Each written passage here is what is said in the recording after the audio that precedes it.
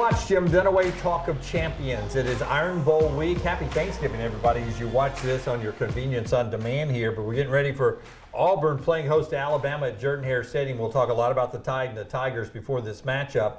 Tyler Watts is also the guy in charge of the Watts Agency. We'll tell you about the Watts Agency as we get going here. You want me to talk about it now? I do. Why is their logo bigger than ours? Is it? It's the little things that matter. You find that at the Watts Agency, Well, I right? mean, The I little walked things? it. Yeah, I mean, you got to pay attention to detail. That's what everything's about. Well, they're the home team. Hold on, I'm doing my plug right now. So that's what we do here at the Watts Agency when it comes to your insurance needs. We pay attention to the details. Give us a call, check us out on the website, TylerWattsInsurance.com or 205-822-5477. I don't think it's actually bigger. I think It it's is the bigger. same. I think it's just bigger font then. I think it's more girth because they have They have two letters and you have one. Girth. How many times have you used that this week? More than I should, absolutely. Gracious. Speaking of girth on that offensive line, Alabama's got a big one. We'll talk about the Tide and maybe some advantages they have on Auburn in a second. But the first thing, when you're talking about this matchup this week, you've got to start with is what went on with Auburn last week against New Mexico State in their bye game before the rivalry. And they lose to New Mexico State 31-10. You're not going to believe this, but during the week, I sat there and I said, Auburn's game is different than Alabama's game. Alabama will demolish Chattanooga, and you want to get out healthy. Auburn's got a football team coming in. Jerry Kill, I had a lot of respect for him, and I said that all week long. I never thought they would lose the game, and I never thought they'd get dominated from the get-go, beginning to end. But for 60 minutes, New Mexico State was the better team. So my question to you, former athlete, does it have an impact on the game this week? No, only because of who's coming to town. That's the only reason why. But let me back up. Let me say maybe. It only has an effect potentially on the fans. If the fans come in and they're flat to start off with, and the football team doesn't give them anything to really cheer for in the first quarter, the first couple of possessions, you potentially could have a carryover from last week's game versus New Mexico State. However, team comes out, get a couple first downs, allow the fans to get energized and get into this game, then it has zero bearing, and it goes right back to being you're playing Auburn in Auburn, and it's going to be a tough day. Yeah, well, I go back to the last time Alabama was down there. Bryce Young and a team that went on and made it to the national championship game. And, I mean, it takes a drive of a lifetime. Did nothing for 55 minutes or 52 minutes of that ball game. And that Alabama team was so much better than that Auburn team. Yes. But field position came into play. Not being able to run the football definitely was a part of it. And Auburn made a play or two here or there, and all of a sudden they found themselves with 10 points. So those are things, though, that kind of give you a game plan and a template of how Auburn can have success. Win field position, set up on short yardage, force Alabama to be coming out from their goal line offensively. That's a challenging situation where you really focus more on not making a mistake versus trying to be aggressive and push the ball down the field. Alabama and both these teams, honestly, they need their offenses that when things get a couple good plays under their belt and they get in a little rhythm, that's when they start having success. That's a great point you make. If you start a series as a former quarterback inside your own 15 as opposed outside your own 25, the whole play calling is totally different? I'm not going to say totally different, but you are much more conservative. First thing you're trying to do is just give yourself a little bit of breathing room. And hopefully you can bust one for 5-6 yards and then set yourself up in a second and short, third and short situation. But what you don't want to do is you can't take a sack down there in the end zone. You can't give up a safety. And you have to be very careful of what you do because you don't want to turn the ball over either. Yeah, the field position is huge. So too, and we talk about the crowd down there a lot. In that last trip 2 years ago, Alabama, I think it was the right side of the line, got beat time after time after time. And it was the snap and, not hearing the snap, maybe some other things going on, but Auburn was getting off the ball better than the Alabama guys were getting off the ball. Alabama at times earlier this year were having problems on the left side of the line. That seems to have gotten better, but that would be one thing I'd watch early in the game is how our left side is handling the crowd noise and their rush. So Caden Proctor has been the questionable guy as far as the one-on-one situations all year. Last week it wasn't an issue because he was able to match that defender that was going up against him. This week will be different. So you look for Alabama to make those small adjustments once again where they bring tight end help in initially, kind of help set the edge and allow him to get in good positions and then push the defender upfield. as well as running back help. And then you see how he does, how he handles it. But you definitely don't want to leave these guys on an island. But 2 years ago, this is the game where Seth McLaughlin really got his opportunity there at center and played extremely well in this ball game, and it has carried over. Had another bad snap last week. Thought those were, I think you even mentioned that. No, I did. Hey, the bad snaps are behind us. We don't have to worry about those anymore. I think we had 1 or 2 infractions last week versus Chattanooga. Still a landmine, baby. Yeah, not gonna bring it up this week. MyBookie.ag brings you Talk of Champions. You can get a 50% deposit bonus right now by using the promo code NEXTROUND. Next round, bet anything, anytime, anywhere. MyBookie.ag, a 50% deposit bonus. Let's talk about a couple of things with their team. One of them is their quarterback, Peyton Thorne. Okay passer, can do it with his legs. You think they try to run him against Alabama? Yeah, I think they'll have to. And that was kind of their secret weapon versus Georgia, something we hadn't seen all year long. They come out, they have a lot of option reads on the backside. Thorne's able to pull it down, and he is a huge factor. He's now become their second leading rusher on the football team behind Jaquez Hunter.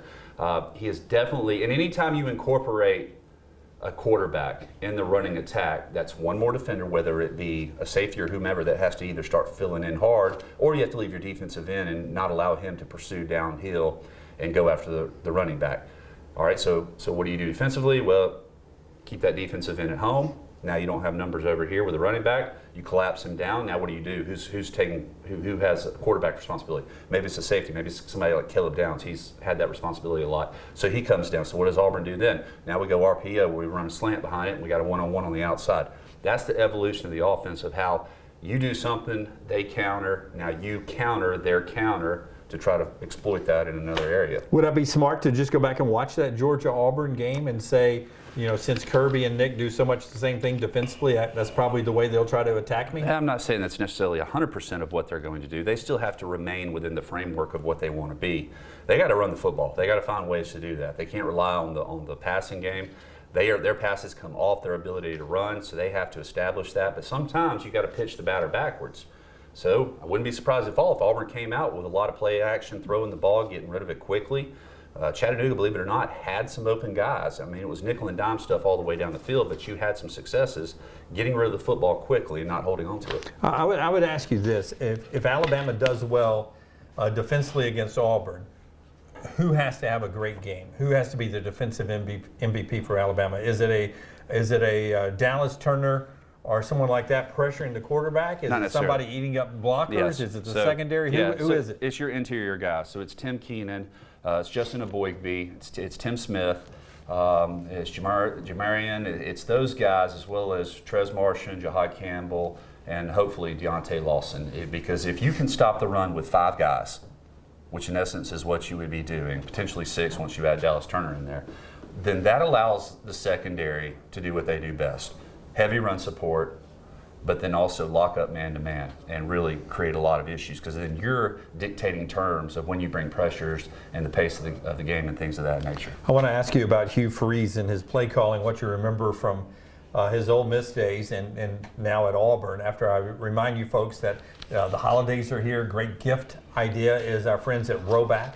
Roback.com/TNR20. Now we've given you that promo code TNR20 for 20% off your first purchase for the entire football season. But now, even if you've already bought once before, the entire site is open and you can get 20% off anything, and it doesn't have to be your first purchase. Anybody can get this, but you have to go to roback.com/TNR20.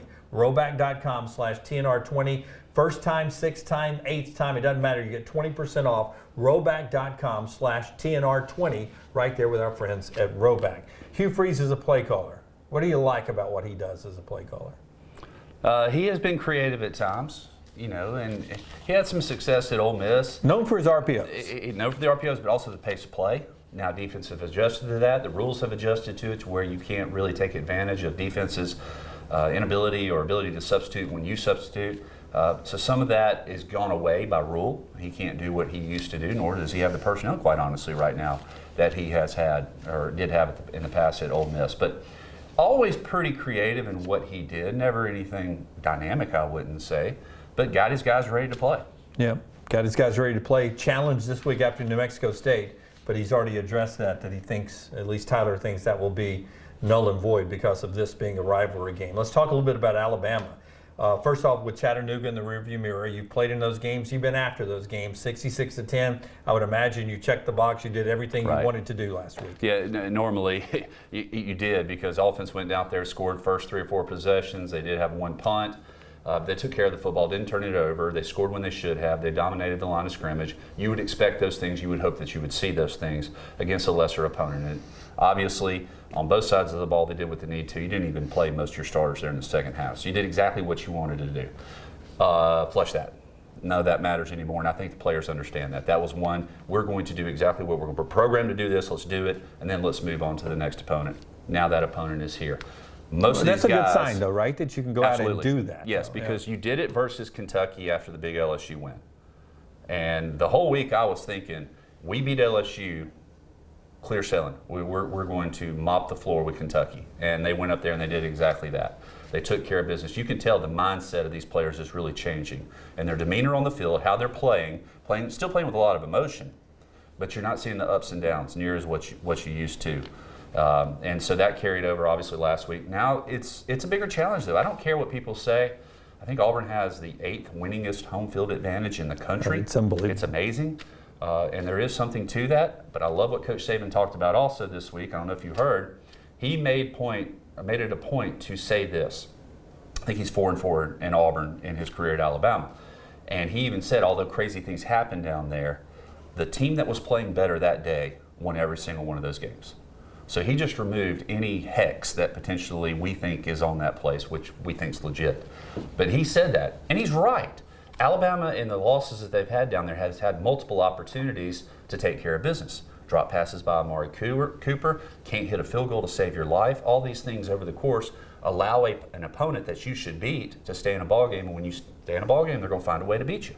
Yeah. That's just what happens. That happens a lot on the road in a lot of places.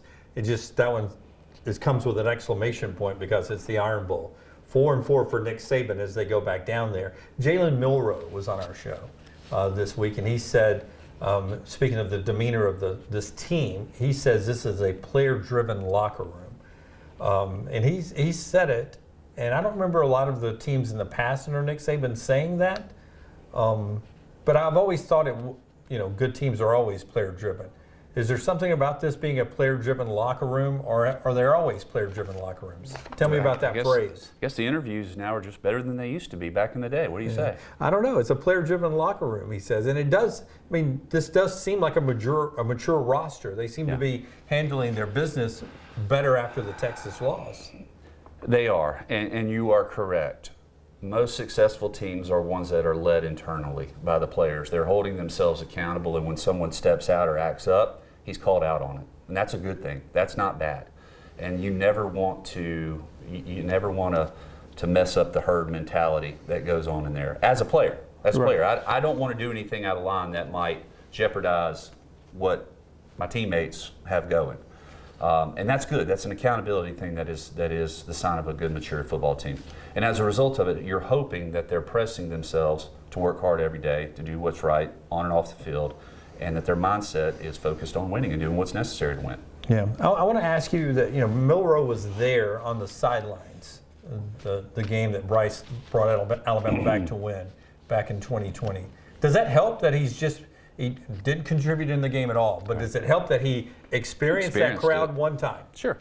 I'm going to tell you this. There's a big difference between being on the sideline and on the field, though, in that Iron Bowl. I guarantee you It's quieter on the field? It's actually more peaceful on the field, although you're more focused and locked in as to what you're supposed to be doing.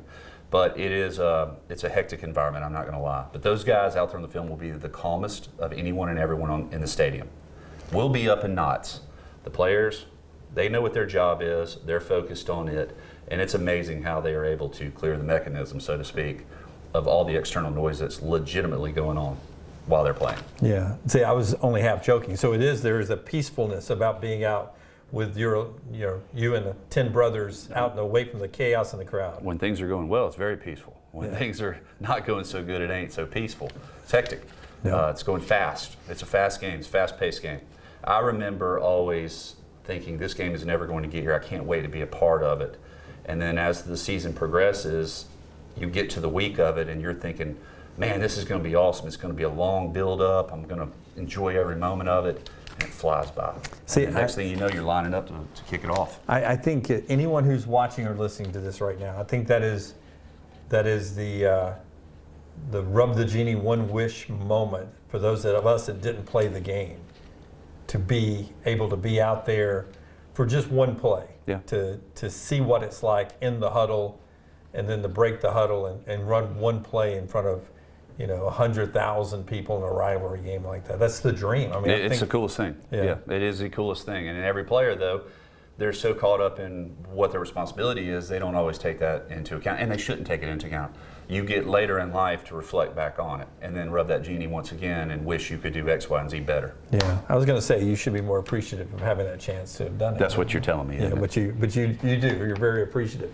One more thing to talk about here in Talk of Champions after I tell you about another great gift idea this holiday season, and that's the next round blend of coffee. All the coffee at whoiscoffee.com, whoiscoffee.com. You can get 20% off if you use the promo code TNR20, TNR20. But we have a lot of brands there that are designed by the team up here of Next Round. Good flavors.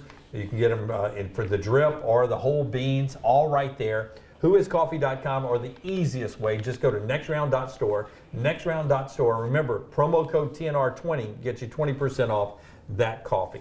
You did a flavored coffee, didn't you?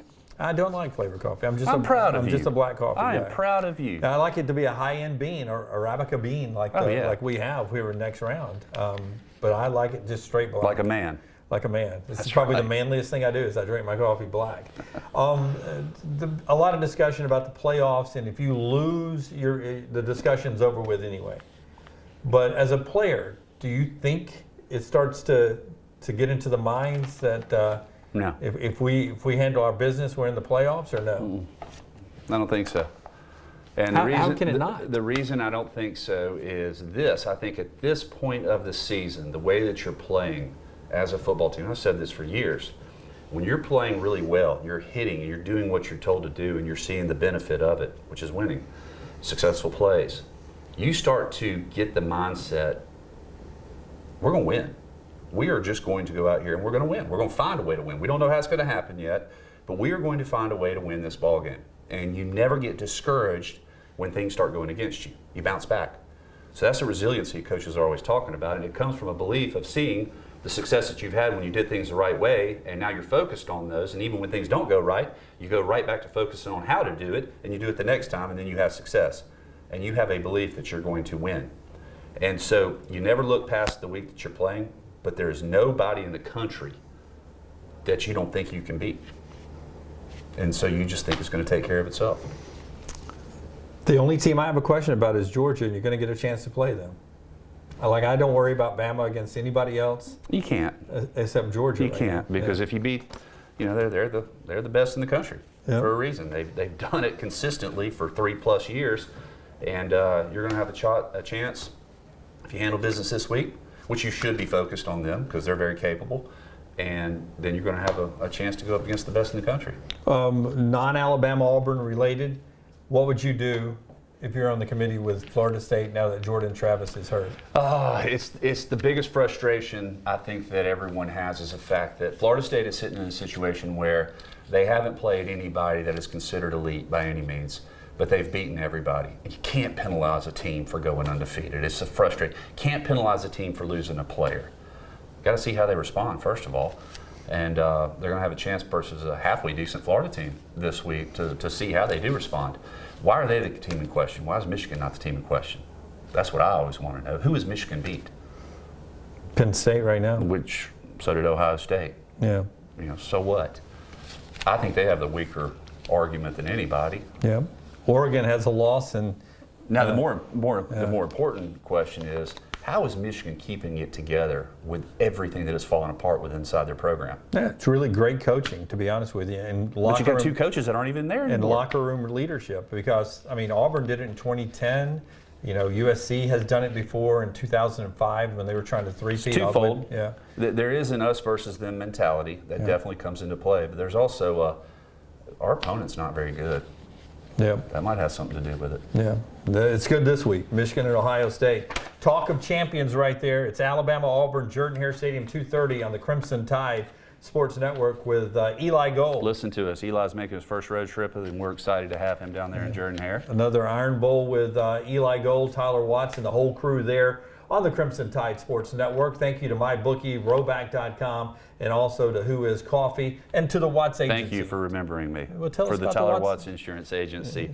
Please give us a call for all your insurance needs at 205-822-5477. Have a happy Thanksgiving. We'll be back with you next week for a talk of champions leading into the SEC championship game as we get ready for Alabama and Georgia. Remember, give us a thumbs up and comment right here on Roll Tide Pods. You got to get those graphics smaller. Yeah.